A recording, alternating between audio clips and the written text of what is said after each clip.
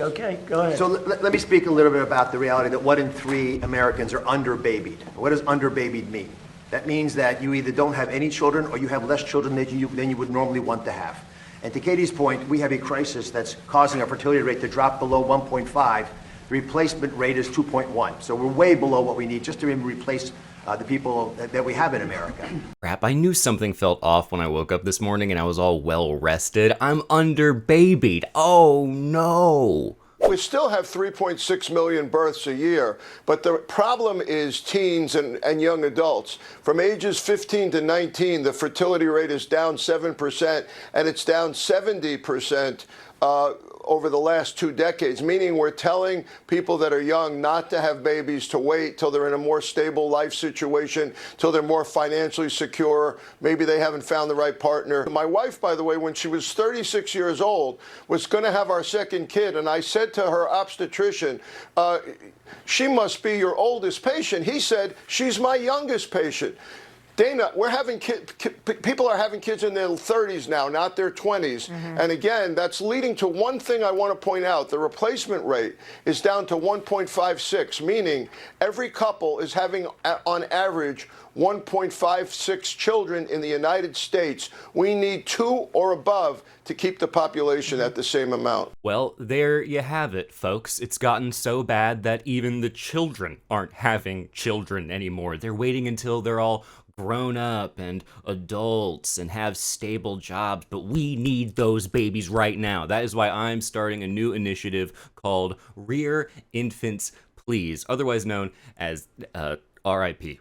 What is going on with women and not wanting to prioritize family?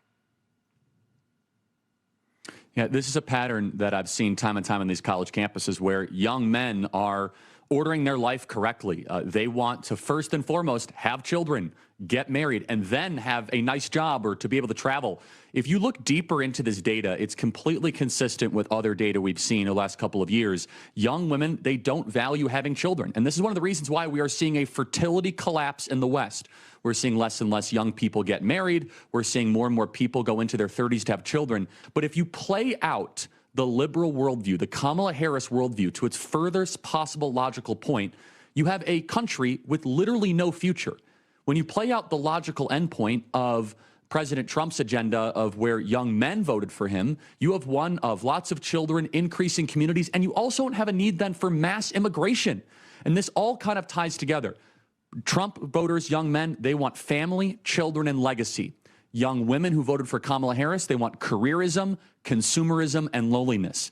Yeah, so with Kamala, America would have had no future, but according to the data, nothing makes young people want to hop in the sack and start bumping uglies more than the sight of our pedo-in-chief, Donald Trump. You know, I'm starting to think the right has like a very weird obsession with the fertility rate, and I feel like this guy might actually have a thing or two to say about that. But Sigmund Freud isn't with us these days. Instead, we get this guy. And we definitely want to get rid of this ridiculous notion that there are too many humans on Earth. This is false. Yeah. You know, there's a lot of people who think that the environment can't sustain this number of humans. It's totally untrue. We could double the population of Earth and still not have a significant environmental impact. So the actual density of humans is very low. And Earth is capable of easily having far more humans, and should, in my opinion. Elon Musk genuinely believes that the fall of the Roman Empire was due to declining birth rates. Here's the thing, it wasn't, at least if you believe historians over tech bros. In fact, it might have been for any number of reasons, among them military overextension, economic collapse, plagues. Hey, wait a minute, all of those sound really familiar. Anyway, if we can't get your birth rate up, we can at least make your blood boil, so take it away, Monopoly Man.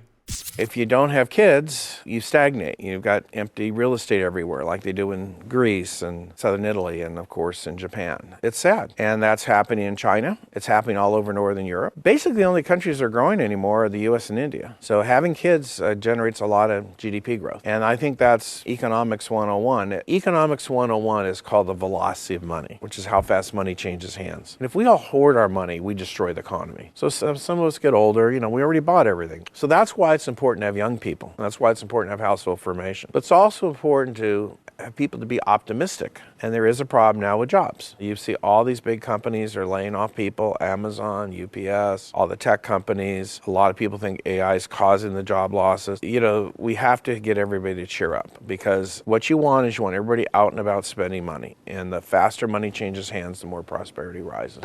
Oh my gosh, he admitted it. Isn't that nice? It's refreshing when they just come out and say it, because a society that is based on endless growth is unsustainable, you know? So we need more babies to make more stuff and to buy more stuff, because all the old people, well, they have their stuff. So we're gonna need a new shipment coming in to keep making that stuff, keep having that money be passed around constantly. It's about stuff, in other words. It's not about babies. It's just about stuff. And then there's the whole great replacement theory, which is sort of a eugenics adjacent idea that we need to be having kids because otherwise we're going to be outpaced by other people, and we just can't have that. In my opinion, as I see it, I think this is an incredibly sad commentary on where we're at as a nation, not in the same way that the right does, but in kind of the exact opposite way. I think that when you have a society that has refused to nurture its own citizens, then what happens? People all of a sudden don't feel taken care of. They don't feel like there's any sort of viable social safety net. They don't feel that there's even a viable future, so why on earth would they bring children into that? And yet the right just digs into the opposite and says, no, you need to literally be having more kids. It again puts the onus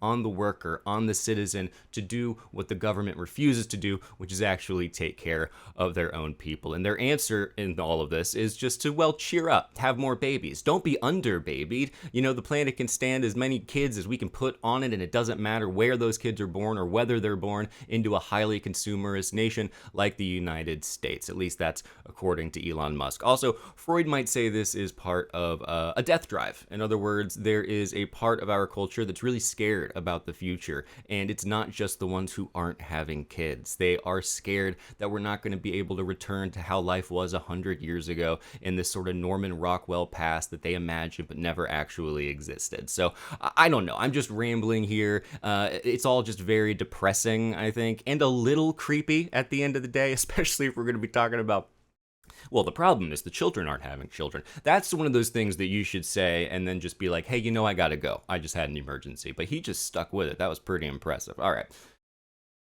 I just feel bad because I'm underbabied. And maybe one day I won't be underbabied. But if I'm not underbabied in the future, it will not be because of anything these dorks said.